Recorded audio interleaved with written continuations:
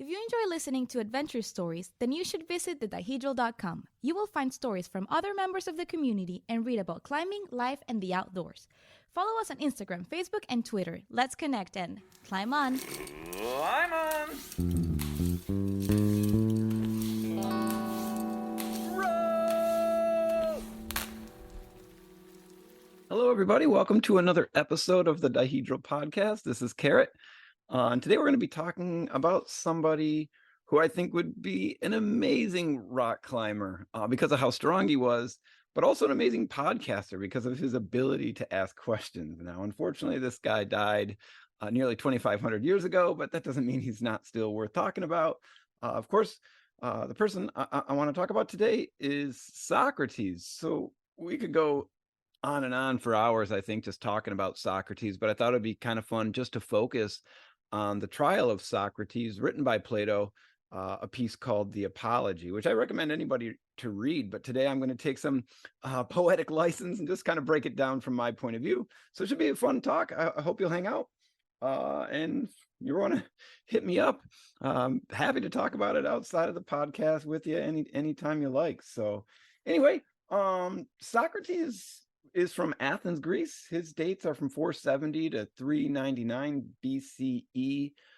He was a middle-class stonemason by trade, so there's some rocks involved there, but he never really worked at his craft because he was too busy just doing philosophy. And so there's like all these really fun anecdotes about his wife, like always just like telling him, Socrates, you got to go work. You got to go throw a brick, man. Like, we need some money. They had 2 young sons. And I think with the best of intentions, Socrates would leave the house and go try to find a job. Now, Socrates had this idea that you never really want to give up an idea, because ideas are the things that make us us. What makes us people is our ability to think. And so when we give up on the ideas we have, we kind of give up on that part of being a person. So he would see his ideas through to the end. So anyway, he'd go to try to find a job in the middle of the day, and he'd bump into some people having a conversation. Hey, what are you guys talking about? Oh, Socrates, we're talking about love. And so Socrates was like, yeah, and he'd start asking these amazing questions. If nothing else, Socrates is one of the greatest question askers that history has ever recognized. So he'd start asking questions, and they'd give definitions, and he'd be like, oh, have you thought about this? And they'd come up with better definitions.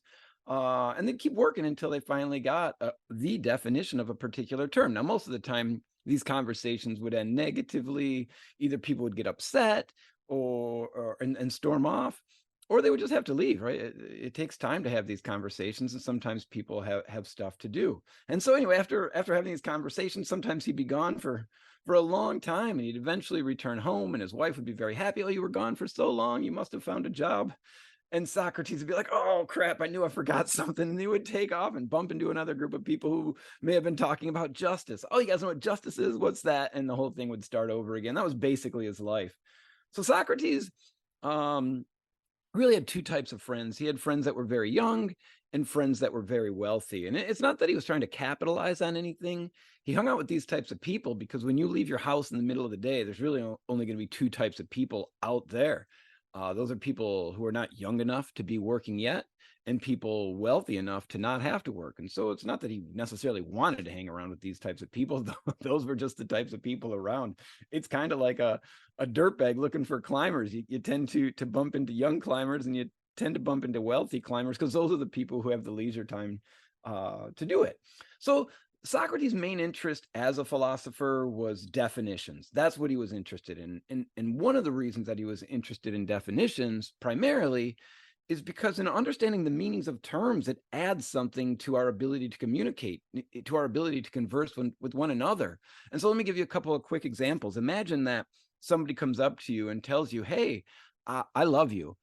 And then you're like, oh, really? You do? What does that mean? And they're like, I don't know. Well, that kind of devalues the expression I love you if they haven't even thought about what love means. And so if we can talk about what love means, we can now understand exactly what happens when we tell somebody we love them. And I think, again, Socrates is probably right on this. It adds some meaning to the conversation. But even more, terms like the virtues, wisdom, temperance, courage, and justice, understanding these terms are important because they allow us to be better people.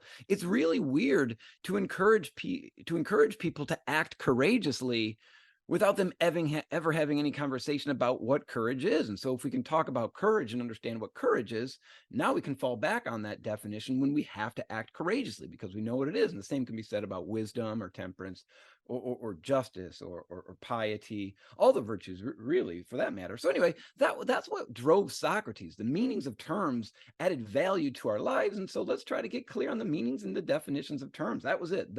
That's what he did.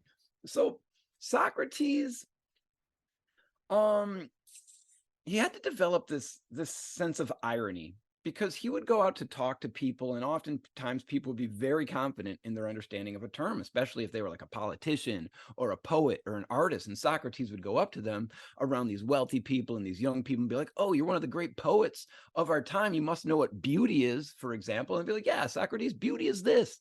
And Socrates would raise this counterexample, showing that that's not really the definition of beauty. And now this person who's kind of filled with this esteem and pride and thinking that they know what beauty is shown to be kind of a false prophet in front of these wealthy people and young people. And they start to get pissed off. They're like, "You know what, screw you, Socrates. You're making me look dumb." And Socrates is like, "I'm not making you look dumb. You're kind of doing that to yourself." I think looking dumb was a point of pride for Socrates, but for most people, it's not that at all. It's actually quite the opposite. When they're made to look dumb or look like they don't know what they're talking about, they sort of fight back. And that's what happened to Socrates. And so anyway, he would do the same thing with a politician. "Oh, you're a great politician. You must know what justice is." And they'd give a definition, and Socrates would be like, "Well, that's not exactly right. Have you thought about this?" And eventually they would be shown to not know what they're talking about either, which is not good when you're a politician. You have no idea what justice is. And even worse, you're not even willing to admit that you don't know what justice is. So Socrates developed this use of irony in order to draw people into the conversation. And so people understood Socrates' reputation and they didn't want to really engage in these conversations. So anyway, let's say a politician is walking towards Socrates and they make eye contact and that politician just crosses the street. "You know what? I don't want anything to do with this. I'm out." And so as Socrates sees him going away, he develops this I guess gift to bring him back into the conversation, maybe yelling across the street, hey, please don't leave. You're one of the great politicians of our time. If you can't talk to us about justice, if you can't tell us what justice is, what are we to do?" And this person, feeling very confident, I would say arrogant, would come back and be like, "You know what? You're right. I am so great. I'll share my definition with you." And then bam, Socrates would hit him with a left cross right to the jaw, and they would be just battered and bruised, really not knowing what they were talking about.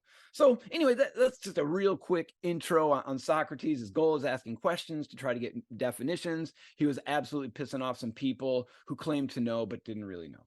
I think understanding that will allow us to step forward into the trial of Socrates that happened much later in his life. He was 70 at the time of his trial, which was incredibly old for the time. But it actually started, and there's the story of Socrates started much earlier than the trial.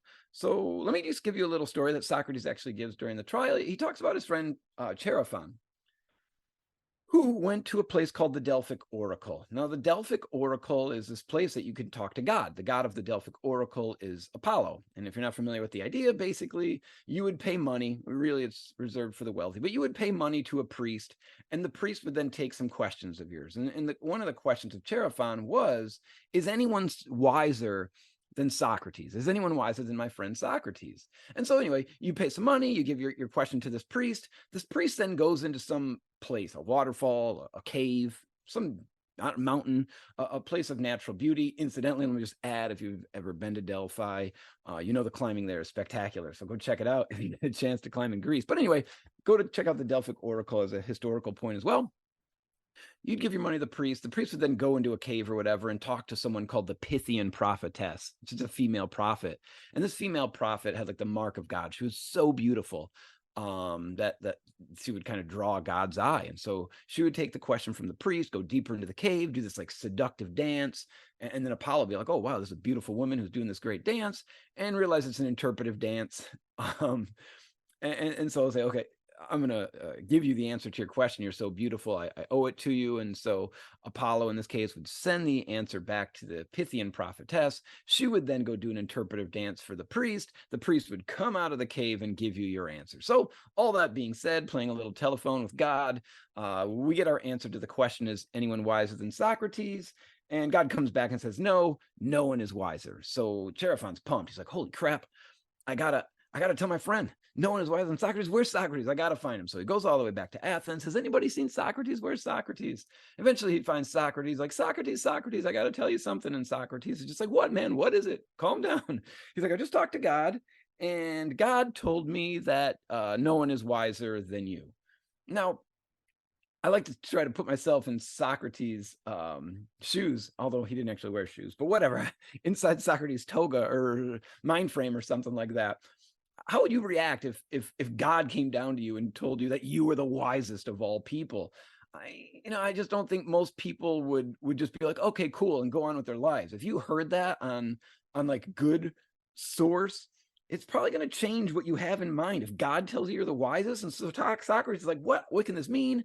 How could I be wise? I don't know anything. Like, I admit I'm ignorant. I really don't know anything at all. This is crazy. I want to figure out exactly what God means. And so Socrates came up with this plan. And his plan was this: I'm going to just start asking people questions until I find somebody who's absolutely wiser than me. And when I find somebody wiser than me, I'll go back to God and be like, yo, God, you told me I was the wisest, but here's somebody wiser than me. Can you please explain to me what you meant by your riddle when you said I was the wisest? So at this point, you might be thinking, look, if God tells me I'm the wisest, why would I question that? Why would I try to find somebody wiser than me? Well, the ancients knew, including Socrates, that God's not just going to give you the answer, right? You're going to have to do some work as well to try to figure out exactly what God means. And if you don't, it could be disastrous. So we get the story about the king of Lydia, a guy by the name of Croesus. And Croesus wanted to go to war with Persia. And Persia was a huge empire coming in from the east, and Lydia was not that. And so you don't go to war without God's permission. Croesus goes to the Delphic oracle and is like, yo, I would like to go to war with Persia. Would that be great or what? And so the whole exchange happens, and God comes back through the prophetess and the priest, and is just like, look, if you go to war with Persia, you will destroy a mighty kingdom. And so Croesus is just like, hell yeah, I will. And so just raises this army and marches on Persia, and they get decimated, absolutely destroyed, and totally wiped out. Everybody gets got, essentially. And that was the end of Lydia. And so look, God didn't lie. If you go to war with Persia, you will destroy a mighty kingdom. But Croesus didn't do the work. And if he would have done the work, he would have realized that that kingdom in question was his own. And so that was the end of Lydia. Socrates was not going to let that happen to him. And so he took this answer, no one is wiser, very, very seriously. And it got him into trouble. And so look, I'm going to tell you kind of my interpretation of the Apology, adding, I don't know, a little ad lib along the way. But there are some certain passages that I really think are important to just read. Plato wrote them. We have them accessible. And so with that being said, let me turn a little bit now to just a bit of the Apology when Socrates just starts to come in and begins to talk. So Socrates tells this story, the one that I just told you about Chaerephon and Croesus. And then he goes on to say, why do I mention this? Because I said to myself, what can the god mean? What can he mean when he says that I am the wisest of men? And yet he is a god and cannot lie. That would be against his nature. After long consideration, I thought of a method of trying the question. I reflect that if I could only find a man wiser than myself, then I might go to the god with a refutation in my hand, and I should say to him, here's a man who's wiser than I am, but you said I was the wisest. Accordingly, I went to one who had a reputation of wisdom and observed him. His name I need not mention. He was a politician whom I'd selected for examination. And the result was as follows. Now, let me just interrupt myself here for a second. I think it's kind of worth noting that Socrates isn't trying to throw anybody under the bus. He's not going to call this person out by name or anything like that. He's just telling the story. I think it's respectful considering what's going on, which we'll come back to that in just a second. So back to the guy that he's talking to. When I began to talk with him, I could not help thinking that he was not really wise, although he was thought wise by many, and still wiser by himself. And thereupon I tried to explain to him that he thought himself wise, but was not really wise, and the consequence was that he hated me. And this is a common thing. People don't like to be told that they're not wise. I mean, you can restate that to say people don't like to be told that they're idiots, especially when they're idiots. The result was that he hated me, and his enmity was shared by several who were present and heard me. So I left him, saying to myself as I went away, well, although I do not suppose that either of us knows anything really beautiful or good, I'm better off than he is, for he knows nothing and thinks he knows. I neither know nor think that I know. In this latter particular, then, I seem to have slightly the advantage of him. Then I went to another, who had still higher pretensions to wisdom, and my conclusion was exactly the same. Whereupon I made another enemy of him, and many others besides him. And so, look, this is going to be a theme of all Socrates' questions. He goes up to these people who claim to have wisdom. He shows them that they're wrong, and the result is that they hate him. They just don't like him. They don't like being told that they're wrong. Socrates is a kind of a different breed. He loves it. He's like, yes, I'm a big, dumb idiot, and I want you to let me know when I'm wrong, because only when we admit that we don't know can we actually start to learn. And so if I'm better than any of these people, it's because I'm willing to admit that I don't know. These people have to unlearn all the wrong or incorrect things that they think they know just to get to the level of being ignorant, or just to get to the level of being an idiot. But when you admit you're wrong, then you can start to grow. You no longer have to unlearn the bad stuff to get to the good stuff. And so if I'm better at all, it's only because I'm willing to admit I don't really know anything at all. So one more short paragraph from that section, then I'm going to set the trial up so you guys can have like an image or a vivid detail about it. So then I went to one man after another, being not unconscious of the enmity which I provoked. And I lamented and feared this. But necessity was laid upon me. The word of God, I thought, ought to be considered first. And I said to myself, go I must to all who appear to know, and find out the meaning of the oracle. And I swear to you, Athenians, by the dog I swear, for I must tell the truth. The result of my mission was just this. I found that the men most in repute were all but the most foolish, and that the others less esteemed were really wiser and better. And so, look, he's like, I understand that people are being offended. I understand that people don't want me to question them, but I had a choice to make. Who am I going to listen to? What God has asked me to do, which is ask questions, or what man has asked me to do, which is not ask questions? And he's just like, I'm sorry if it hurts your feeling, but if it's between what God wants and what man wants, I think I'm going to go with God every single time.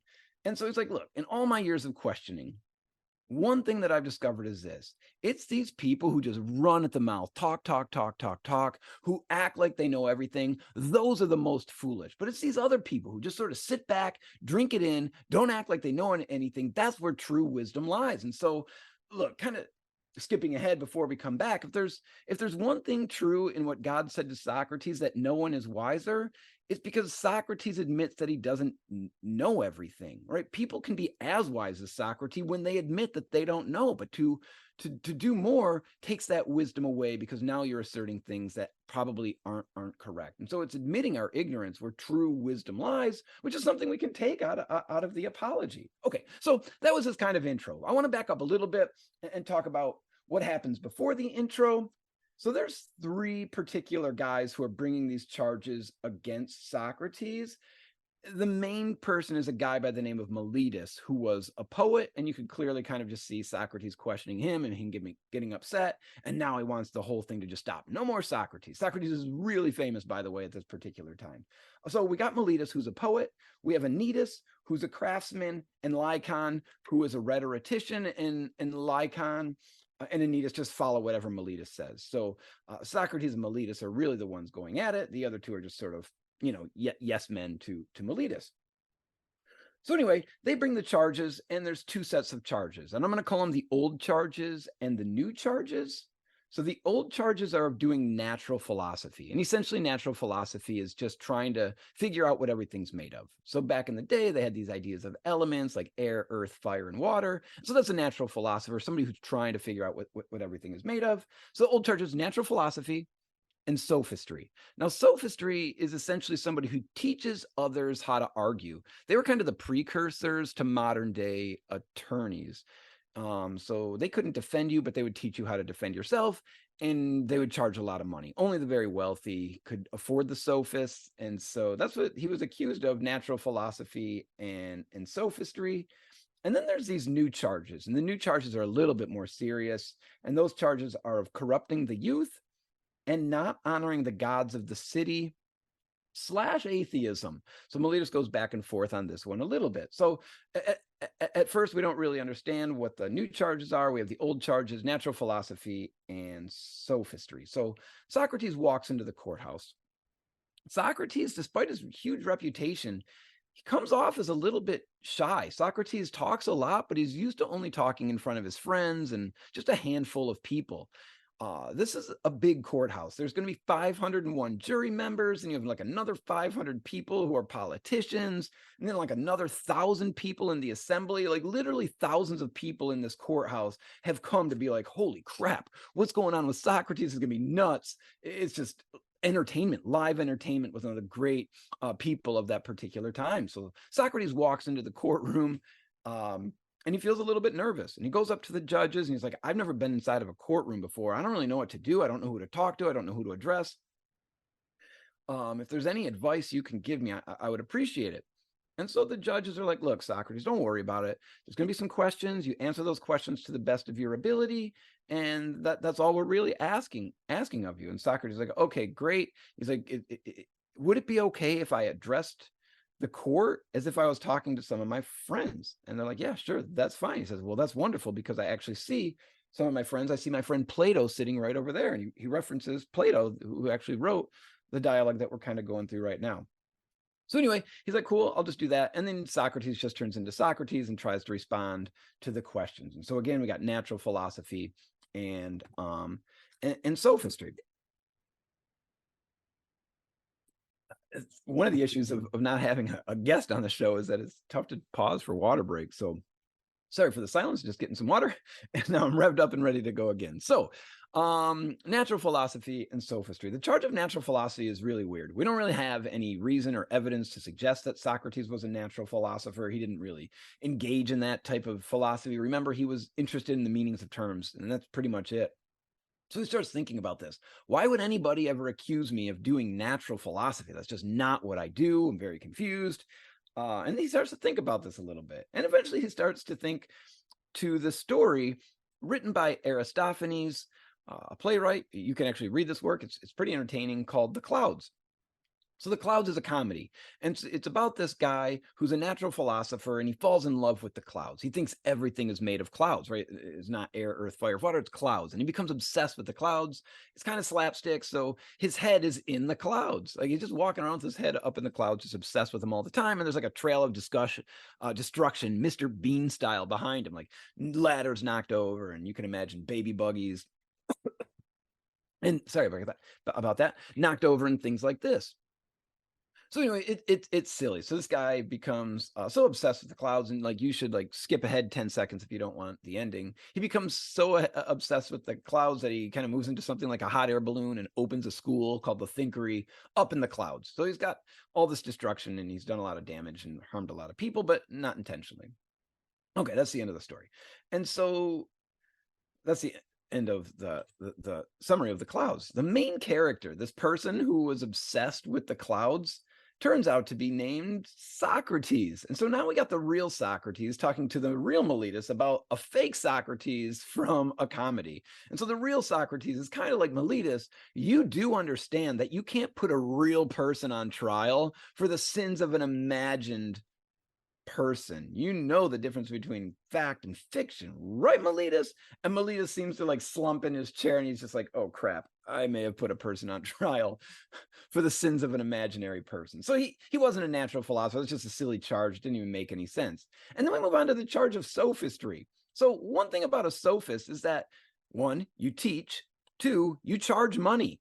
And Socrates never made any money. I mean, his wife would be happy to let everybody know Socrates doesn't do anything except ask questions. And so the two conditions to be a sophist, money and teaching, are both things that Socrates never partook in. If anything, Socrates was the student. Socrates was the one asking questions, and he never got paid by anybody for asking questions. He just wasn't motivated or moved by money. And so he certainly wasn't a natural philosopher, and he certainly wasn't a sophist. And his response, his defense to that was pretty much on point. There's no evidence to suggest that any of those things were happening. And so that's when Meletus sort of speaks up, and it's just like, that's not what I meant, Socrates. I meant that you corrupt the youth. I meant that you don't honor the gods of the city, or that you're an atheist. And so with that being said, Socrates gets pissed. He's like, look, that's not what you said. You can't just change the charges in the middle of the trial. Now imagine today that somebody was just getting their ass handed to them in a trial. They were getting destroyed.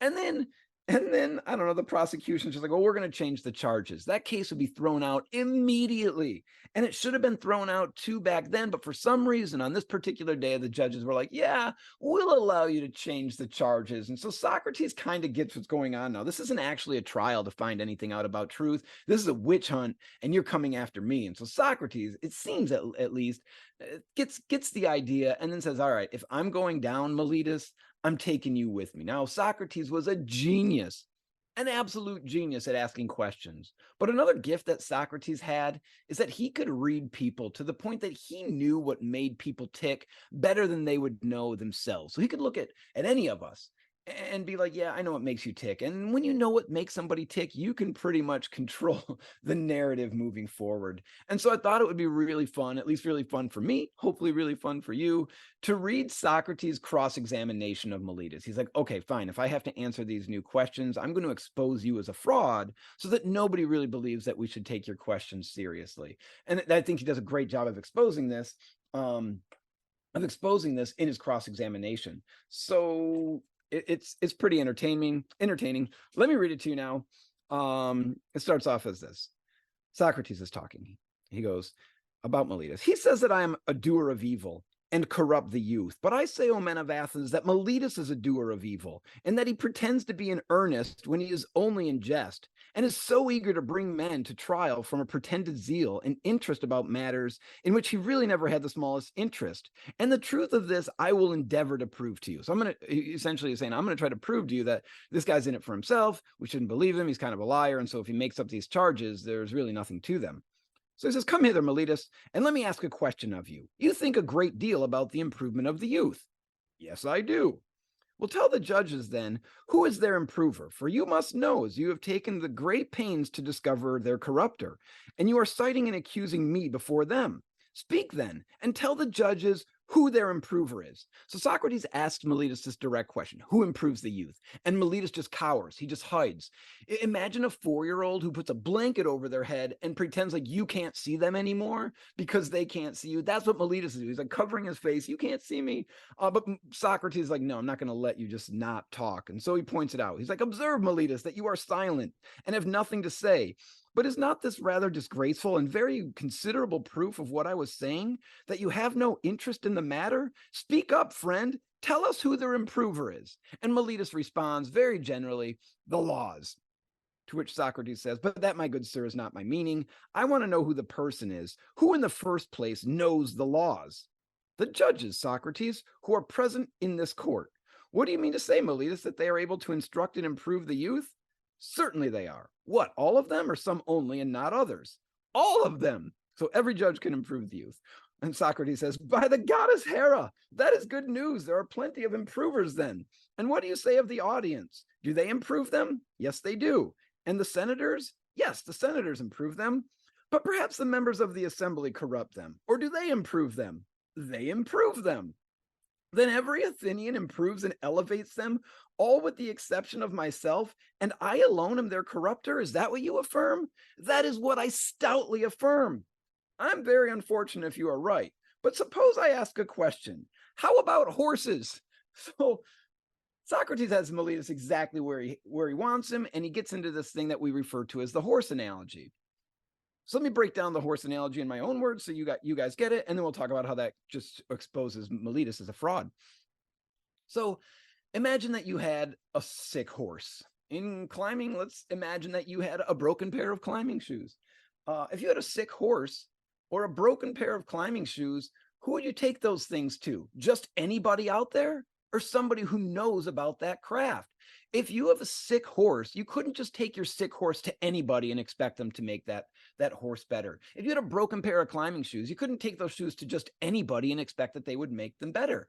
There are people who can make horses better, just like there's people who can make shoes better, and there's people who can make kids better, but not everybody can make a horse better or a pair of shoes better or a youth better. It's a ridiculous thing to even assert that. Suggesting that would mean that we could take a kid literally anybody in ancient Athens, and that kid would be great, which is obviously total BS. Me, for example, I don't really know anything about horses.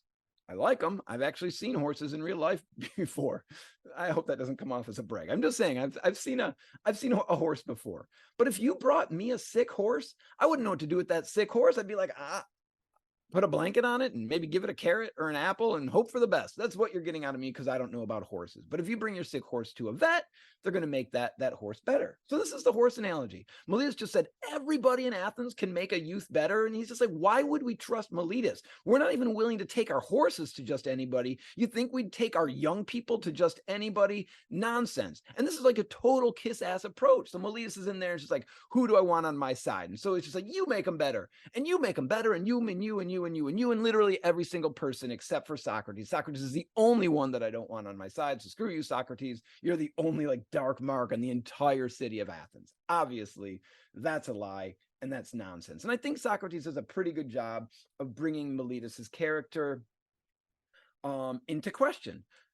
That being said, he still has to respond to these new charges of corrupting the youth and not honoring the gods of the city / atheism. So he actually uses a little bit of logic to respond.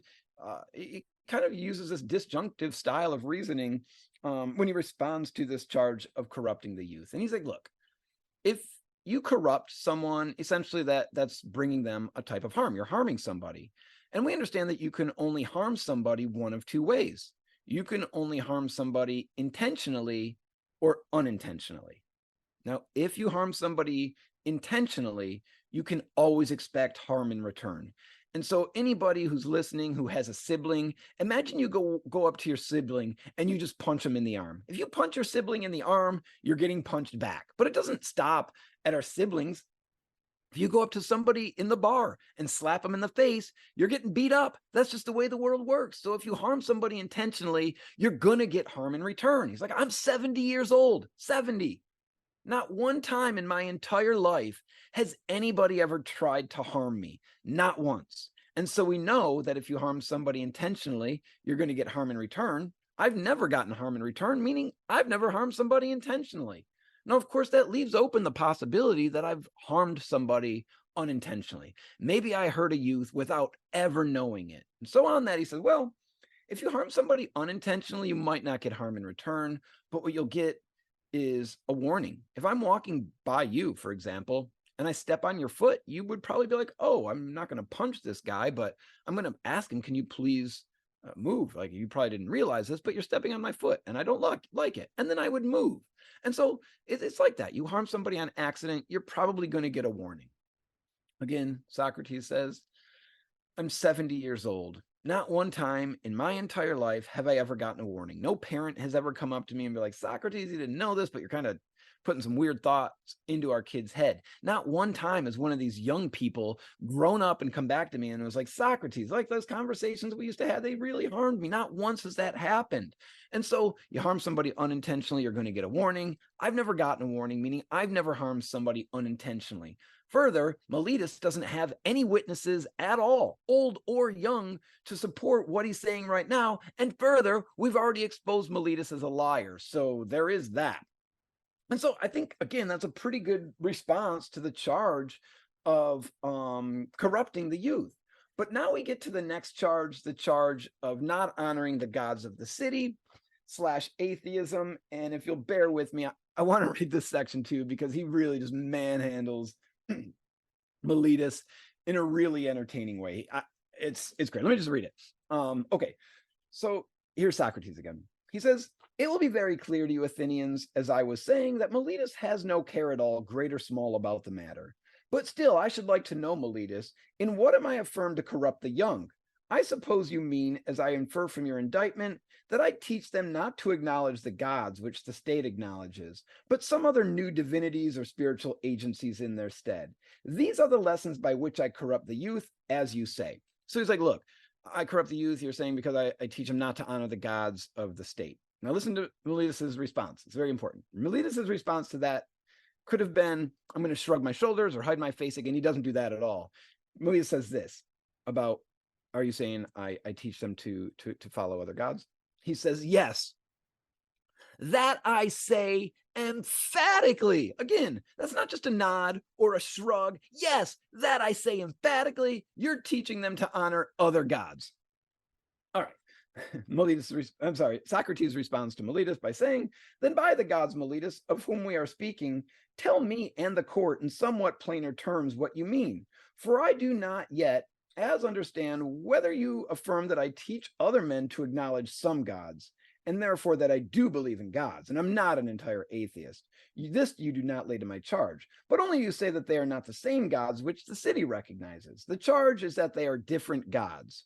Or do you mean that I'm an atheist simply and a teacher of atheism? So 2 questions to Meletus. The first one, are you saying I'm honoring different gods? And he says, yes, that I say emphatically. And then Socrates is like, are you sure? Do you mean to say I'm an atheist? And then Meletus changes his mind. Meletus then says, I mean the latter. I mean that you're a complete atheist. So Meletus sort of gets rid of the charge of honoring different gods. And after saying, yes, I say emphatically, he changes to, no, I just mean you're an atheist. To which Socrates has the easiest response in the world. It's what we open this podcast on. What's the one reason why Socrates got started doing philosophy in the way that he was doing? He was doing it because he was not only honoring a god, he was honoring Apollo, trying to find someone wiser than him. Why would he try to honor Apollo and find somebody wiser than him if he didn't believe in any gods? His entire life is based around that. It's the most ridiculous charge of all, and everybody knew it. Clearly, Socrates said, look, I can't stop doing philosophy. That would be to dishonor God, and so I'm not going to. Under no circumstances would he do that. Again, it's not only that he wasn't honoring different gods, it's also that he wasn't an atheist. We wouldn't be here if Socrates was an atheist. And so anyway, that's it. Obviously, I'm not an atheist. Of course, I'm asking these questions because of God. And so are we done here? Can we go get lunch? Did I defend myself enough? Do you have some more charges that you want to just pull out of thin air or what, Meletus? But no, that was the end of the charges. And now the jury has to go back and deliberate. So they go back and deliberate. Again, there's 501 members of the jury. In order to win a court case, you just need half plus 1, so 251. So they deliberate and they come back and they find Socrates guilty on all counts. 280 people said he was guilty. 221 said he was not guilty. So it was kind of close, but not close enough. So he's found guilty, I guess, of everything, of natural philosophy, sophistry, which isn't really even illegal. He is convicted of honoring different gods and being an atheist, corrupting the youth. It's insane that he was found guilty.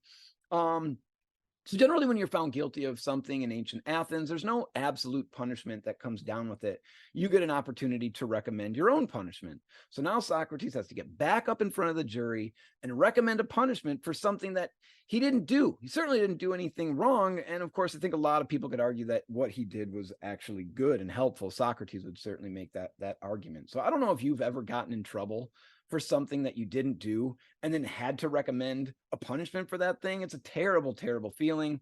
And Socrates is now just pissed. He's like, this is ridiculous. I wasn't wrong about the witch hunt, and they caught their witch. So he thinks about this and he gets back up in front of the jury and he's like, for the sins that I've committed against the people of Athens, I deserve lifetime in the Prytaneum, which sounds kind of bad until you understand what a Prytaneum is. The Prytaneum is where they would send like the great politicians and heroes as a retirement home. So if you imagine ancient Greece, where there's people sitting in a nice chair getting fanned off and fed grapes from the vine, that's the Prytaneum. Essentially, Socrates is like, look, I didn't do anything wrong. If anything, I deserve a reward because what I did is showed the people of Athens the greatest good, that is asking questions. And so his friends pull him back and they're like, Socrates, these people just found you guilty of nothing and you're out here making jokes. And he's like, I'm not making any jokes. I didn't do anything wrong. If anything, I deserve a reward. And they're like, yeah, we know, but that's not what we're talking about here. So you need to chill. And so I think in all honesty, most of the people that found Socrates guilty expected him to say, fine, you know what? I'll just stop doing philosophy, or I'll accept banishment, or something like that. But of course, as you know, Socrates couldn't do that, because to do that would be for him to disobey God. He couldn't stop doing philosophy. And so he's like, no, I'm not going to stop. And so his friends are like, look, Socrates, just give him some money. Money cures everything. Just give him some money and let's get out of here. And Socrates is like, I don't have any money. And even if I did, I wouldn't pay him a dime because I didn't do anything wrong. And so his friends are like, look, it's not all about you. It's about us too, because if you have to stop doing philosophy, we also have to stop doing philosophy. So maybe just stop thinking about yourself for a second. We don't want to quit. And so just give them some money and that's it. Okay, we got another problem. I don't have any money. And he's like, they're like, who cares? Like, we have tons of money. I'll never be able to pay you back. We don't care. We don't want your money. Again, it's not about you. It's about us. And so they come to this agreement, and they say that we'll offer 30 mina of silver, which is a pretty substantial amount of money. For back then, it's a very substantial amount of money. And so, like, Socrates, are you cool? And he's like, yeah, I'm good. Go offer them the money. Let's get out of here. So Socrates gets back in front of the jury. He looks pretty cool, calm. And he's like, look, I don't have any money. And even if I did, I wouldn't give you a dime because I didn't do anything wrong. And then he just says, my friends offered 30 mina of silver. Take it or leave it. I don't really care. And so that's it. Now the jury has to go back and deliberate again. Are they going to take the money? And if they don't take the money, they got to come back with their own punishment, their own recommended punishment. And that's exactly what they do. They don't take the money. They come back and they're like, you had your chance, Socrates, and now we're going to kill you. And then they sentenced him to death. It's at this point that you would think, oh, okay, now he's going to be really upset. Socrates wasn't upset at all after he was sentenced to death. His friends were upset, but he was calm. And he's just like, I think they made a mistake. I don't understand why people think death is a punishment. And he says, if anything, death is one of two things. It's either a dreamless night that even the king of Persia would envy. That's pretty good. You guys know how it is. Sometimes you hit that pillow and you just crash. And you sleep all the way through the night. You don't stir. You don't get up to go to the bathroom. You don't do anything. You just wake up the next day and you're like, wow, that was a great sleep. So you either get that for all eternity, or I get to go to a place where they're not going to judge me for asking questions. And so if anything, they're giving me a reward. This is certainly not a punishment. Also, I'm 70. So what are you guys even doing? This is stupid. And so he's okay with it. That being said, though, remember, he does have two small children. And so at the very end of this dialogue, the apology, Socrates asks a favor of his friend. So let me read that to you now, and then we'll have gone through the apology, at least the way that I interpret the apology. So anyway, he's good. He's like, whatever, they're going to kill me. But I have a favor to ask. When my sons are grown up, I would ask you, oh, my friends, to punish them. And I would have you trouble them as I have troubled you. And if they seem to care about riches or anything more than about virtue, or if they pretend to be something when they are really nothing, then reprove them as I have reproved you, for not caring about that which they ought to care, and thinking they are something when they are really nothing. And if you do this, both I and my sons will have received justice at your hands. The hour of departure has arrived, and we go our ways, I to die, you to live. Which is better? God only knows. And so I think Socrates is just saying, look, speaking ironically, punish them as I have punished you. Right? If they start to care about the name brand on their toga more than about what's in their heart, then you need to chop them down in the same way that I've chopped you down. And if you can do this, then I will have received justice, again, at your hands, not at these idiots in the jury, certainly not through Meletus. And so that was it. They went their ways. Socrates did have about a month between the time that he was sentenced to death and actually executed, but they did end up killing him. He had to drink poison, and that was it. Kind of. It was sort of it, but luckily for us, we had Plato who recorded a lot of the conversations he had with Socrates, and then went on to do even more. And so this is why we're talking about him. 2,500 years later, he was a great philosopher.